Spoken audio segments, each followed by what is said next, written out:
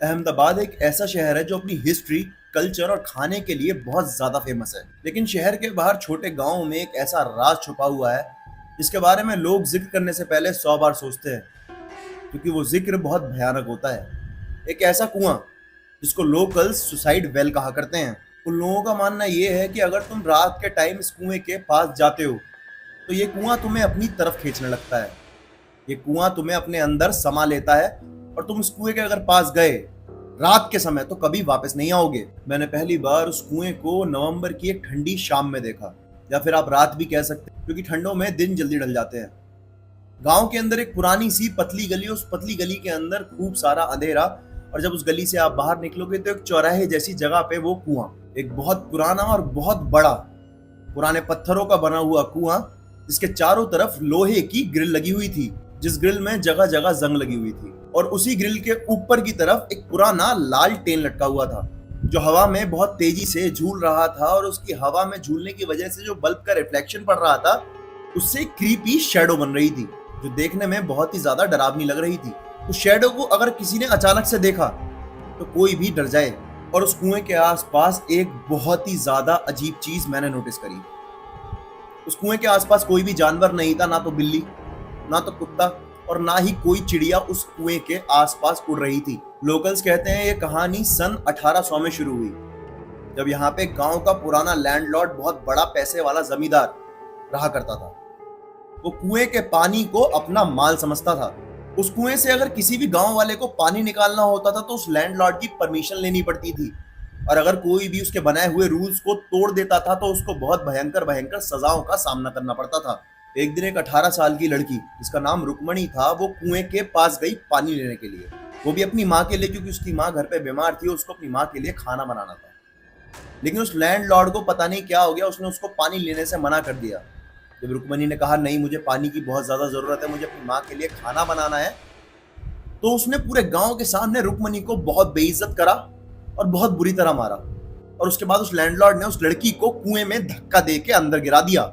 लेकिन उस पूरे इंसिडेंट में सबसे गलत बात ये थी कि गांव के लोग वहां खड़े हुए तमाशा देख रहे थे, और किसी की हिम्मत नहीं थी कि उस लैंडलॉर्ड के सामने उस लड़की को बचा लें या उस लड़की को पिटने से रोक लें। और जब वो लड़की कुएं में भी गिरी तो किसी ने एक कदम नहीं उठाया कि वो उस लड़की को कुएं से निकाल लें। उस लड़की की कुएं के पानी में गिर के मौत हो गई। उसके बाद से ये कहा जाता है कि रुक्मणी की आत्मा उसी कुएं में रहती है, और हर साल कई लोग कुएं के पास आते हैं और कुएं में कूद के अजीब तरीके से अपनी जान दे देते हैं। और इस चीज का आज तक पता नहीं चल पाया है कि कुएं के अंदर आके लोग अपनी जान क्यों देते हैं। 2015 में कॉलेज का ग्रुप इस कुएं के पास आया था डेयर पूरा करने के लिए, एक डेयर चैलेंज को पूरा करने के लिए।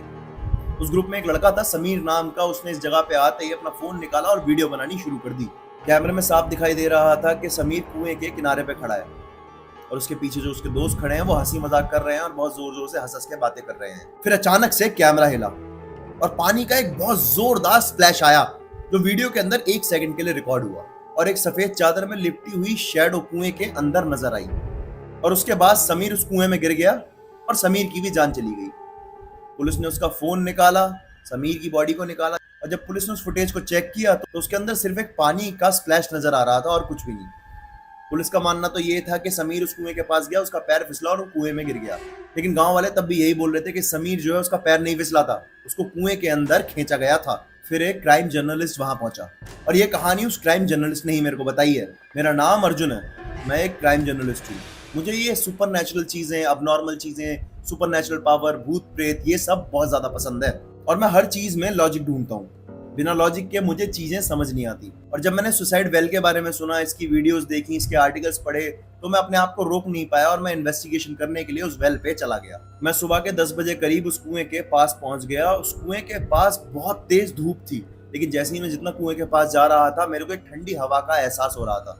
दिन का समय था, वहां पे मुझे एक पंडित जी खड़े हुए दिखाई दिए। मैंने पंडित जी से उस कुएं के बारे में पूछना शुरू किया, तो पंडित जी ने मुझसे कहा कि बेटा, तुम्हें इस कुएं को जितना देखना है दिन में देख लो, बस यहाँ रात के समय बिल्कुल मत आना, ये मेरी तुम्हें वार्निंग है।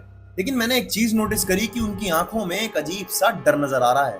रात के 3 बजे मैंने कैमरे को लगाया ट्राइपॉड पे और मैं बैठ गया उस कुएं के पास। मुझे जानना था उस कुएं की मिस्ट्री क्या है। कैमरा बहुत अच्छे से रिकॉर्ड कर रहा था, लेकिन कैमरे के माइक में सिर्फ हवा की आवाज आ रही थी। फिर एक अजीब सी हल्की गूंज आई, पानी में उतर जाओ। मुझे लगा मैंने बहुत सारी वीडियोस देख ली हैं और बहुत सारी गांव वालों की बातें सुन ली हैं, इसलिए मुझे बहुत अजीब अजीब थॉट्स आ रहे हैं, ऐसी आवाजें सुनाई दे रही हैं।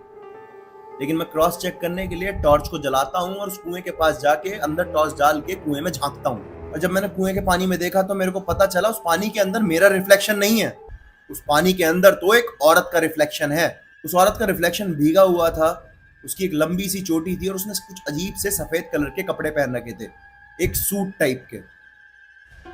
और वो मेरे को देख के एक अजीब तरीके की मुस्कुराहट दे रही थी। लेकिन उसी पल एक ठंडी और पतली कलाई ने मेरा हाथ पकड़ लिया। मैं एकदम से बहुत ज्यादा घबरा गया, मुझे ऐसा लगा वो कलाई मुझे अंदर की तरफ खींच रही है। तो मैंने अपने आप को बहुत जोर से पीछे की तरफ खींचा और मैं जमीन पे गिर गया और मेरा कैमरा भी नीचे गिर गया और कैमरा नीचे गिर के टूट गया और पानी में एक अजीब सा स्प्लैश हुआ और वो शैडो दिखनी बंद हो गई। मैं समहाउ बच गया। लेकिन मुझे इतना समझ में आ गया था कि ये केस इन्वेस्टिगेट करने लायक नहीं है, कोई ऐसी चीज है जिससे मेरी जान को खतरा हो सकता है। मैंने अगले ही दिन अपने कपड़े वपड़े पैक करे, तुरंत अहमदाबाद छोड़ के अपने शहर वापस आ गया और मुझे लगा कहानी यहीं खत्म हो जाएगी, पर ऐसा कुछ नहीं हुआ। जब मैं घर आ गया तो अगले दिन मैं अपने बाथरूम में गया। मैंने नोटिस करा बाल्टी का पानी अजीब तरीके से हिल रहा है, जैसे कुएं के अंदर मेढक पानी के अंदर कूदते हैं उस तरीके से। मैं जम गया पूरी तरह, मेरा दिमाग खराब हो गया, मैं बहुत ज्यादा डरने लगा और मेरी दिल की धड़कन बहुत तेज हो गई। और जब मैंने मिरर में देखा तो वो औरत मेरे पीछे खड़ी हुई थी, भीगी हुई उन्हीं सफेद कपड़ों में, और वही सेम अजीब सी मुस्कुराहट दे रही थी।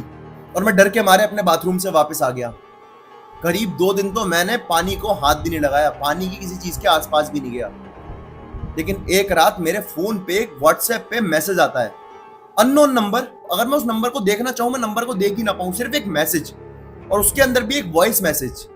और जब मैंने उस वॉइस मैसेज को चलाया तो उसमें वही गूंज थी जो मुझे कुएं के पास सुनाई दी थी। और उस मैसेज में पता है क्या था कि तुम तो चले गए, तुम्हें क्या लगता है तुम बच जाओगे, पानी तो हर जगह है।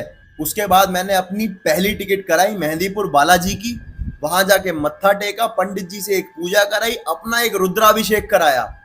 उसके बाद वो लड़की की आवाज और वो लड़की मुझे कभी नहीं दिखी।